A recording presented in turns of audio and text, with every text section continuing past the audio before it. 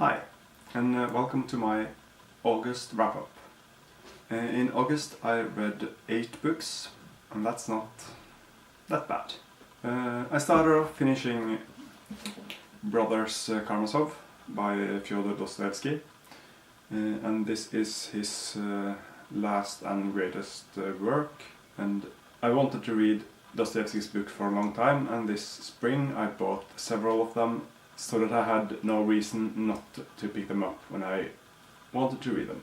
And it was kind of what I expected. As a big book, it is really slow in the beginning, but it really picks up after a while, and I really liked how the story gets these different viewpoints from the different brothers' perspective, and also the subtle philosophical underlinings in the book and the religious ones as well.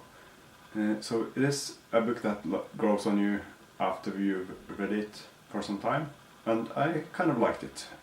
I also watched one of the movies from 1959 that was made of it, just to get a kind of a repetition of the book after I read it, and I think that was a good addition to reading it. Then I picked up If You Can Keep It, Why We Nearly Lost It and How We Can Get It Back, by Robin Kerner.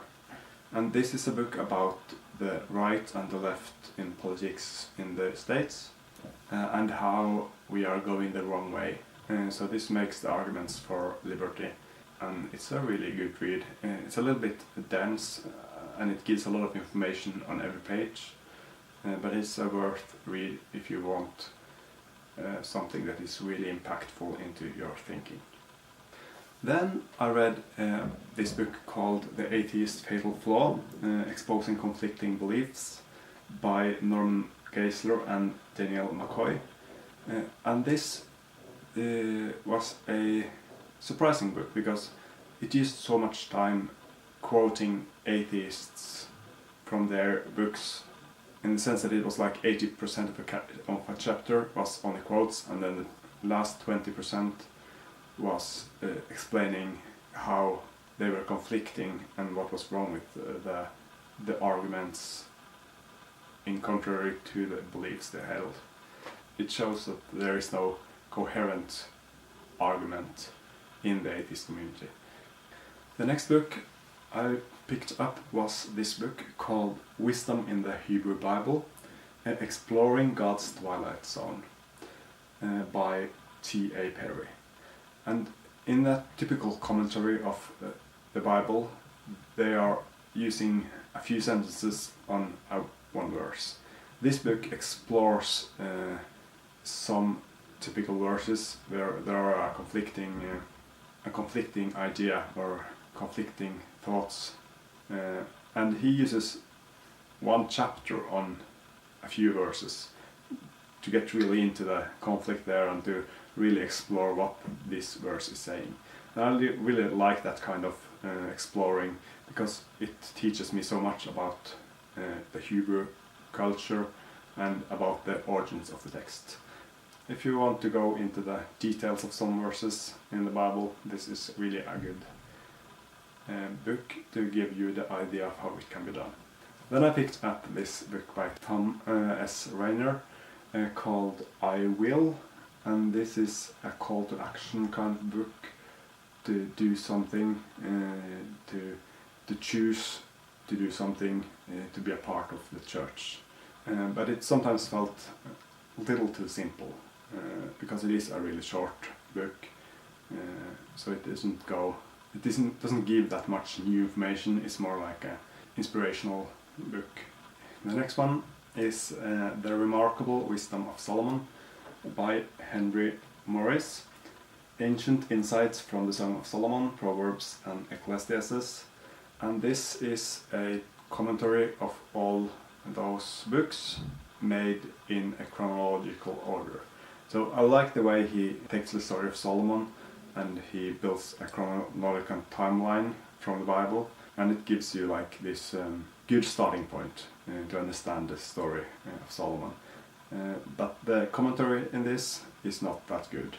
It's really simple, trying to explain what this verse means, and when it doesn't say that much, he doesn't add it much to it, so it feels a bit unnecessary. So I didn't really like this that much, but some parts of it was okay. The next book was this inspirational book, The Pursuit, Wisdom from the Adventure of Your Life, by Pat Williams with Jim Tenay. And this was a really good book. It is a typical inspirational, like self-help kind of book. A lot of stories to each chapter, but I think it gives you a great starting point if you want to do something with your character in life. And then the last book is a book that I pre-ordered that came out this year, and it is called Medieval Wisdom for Modern Christians: Finding Authentic Faith in a Forgotten Age with C.S. Lewis, by Chris Armstrong.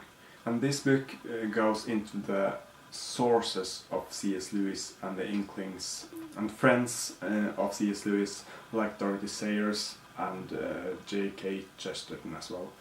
All of them gets their inspiration from the medieval ages, and he shows in this book where the inspiration comes from. It goes into the sources, into the text, into the characters, into the persons that lived back then, and the text they wrote, and how they inspired C.S. Lewis in his writings. And this is kind of a great background information about C.S. Lewis that you should really read if you are interested in him, but it also requires kind of a little bit knowledge about C.S. Lewis writings, and maybe also the rest of the inklings and Chesterton and Sayers as well. It's a difficult kind of read, but I think it's rewarding for you if you are interested in the medieval ages and C.S. Lewis. And that was all of the 8 books I managed to read in August.